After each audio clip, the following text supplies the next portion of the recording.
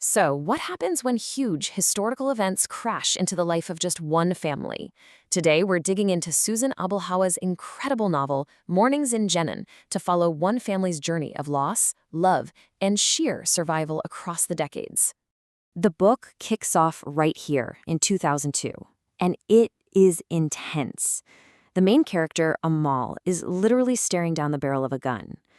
But to really get a grip on how she ended up in this life-or-death situation, we need to rewind. Way back, 60 years, to a quiet little Palestinian village named Ein Hod. All right, so this is where it all starts. We're in 1941 now. And you have to picture this. Long before all the conflict we hear about, there's this family, the Abulhejas. Their entire world, their whole life, is tied to the land, these sun-baked hills in Palestine. Just try to picture it. A world that's not about borders or politics, but about the seasons. It's a place built on community, on tradition. Life moves to this ancient beat, the rhythm of the yearly olive harvest. And that's not just a job, it's everything.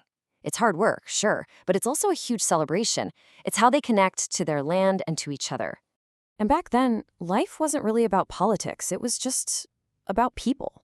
It was about things like, the surprising friendship that blossoms between a local Palestinian boy and a Jewish refugee. It was about a love story so powerful it broke all the rules. And, well, it was about the simple, everyday joy of starting a family. It's this beautiful, kind of fragile peace right before the storm hits. And then, 1948. Everything, and I mean everything, changes. The novel uses a specific name for this moment. And it's a name that carries so much weight. Nakba, the catastrophe. Now, this isn't some dry term from a history textbook, right? For the Abulheja family, this one word, it's personal. It's the only word that can even begin to describe the moment their entire world, their family, their whole future, just gets shattered. The shift is just so jarring. One day it's figs and olives, and the next, it's gone, replaced by the smoke and chaos of bombs. Their home becomes a war zone. Their village is just laid to ruin. And it happens so fast. In just a matter of hours, their old lives are basically erased. They're herded out of their own homes, told to leave it all behind. And with this one single, horrible march, they go from being proud landowners to homeless refugees, just like that. So, in the middle of this massive public disaster, something incredibly personal and tragic happens. A private tragedy that's going to change the fate of two different families forever. Dalia, the mother. In all the chaos of this forced march, her baby son, Ismael, is literally ripped from her arms. And her cry, Ibni, Ibni, which means my son, it's this sound of pure, unimaginable pain that just echoes through the entire story. And this is where the novel does something really powerful.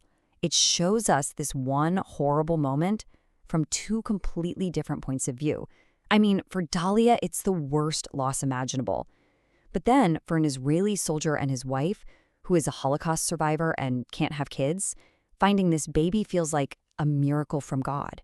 It's just one event, but it creates two totally different fates that are now tangled together forever. Okay, so let's jump forward. Almost 20 years go by. A whole new generation has been born into this broken world. And you'd hope things would be better, but they're about to discover that the cycle of violence isn't over. Not by a long shot. In fact, it's about to happen all over again.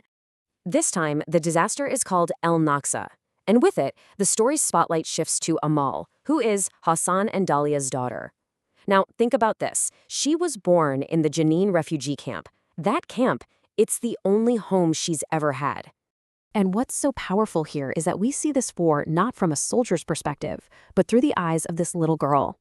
One minute, Ismael is just being a kid, playing in a field, and the very next, she's shoved into a dark hole under the floor while bombs are raining down outside. When she's finally able to come out, her world is gone, and so is her innocence, completely destroyed. So, after all of this, they've lost their land, their homes, they even lost a child. What's left? What do you pass down to the next generation when you have literally no physical possessions left? To really wrap your head around the scale of this loss, just think about this one number, 40. The family's patriarch, the grandfather, figured out that in a single day, 40 generations of his family's life in that village just vanished. 40 generations of history, of births, of weddings, all of it gone. So this is what becomes their inheritance. It's not land, but the memory of the land. It's not the houses themselves, but the old iron keys that used to unlock their doors. What they pass down are stories, resilience, and this incredibly fierce will to simply not be erased.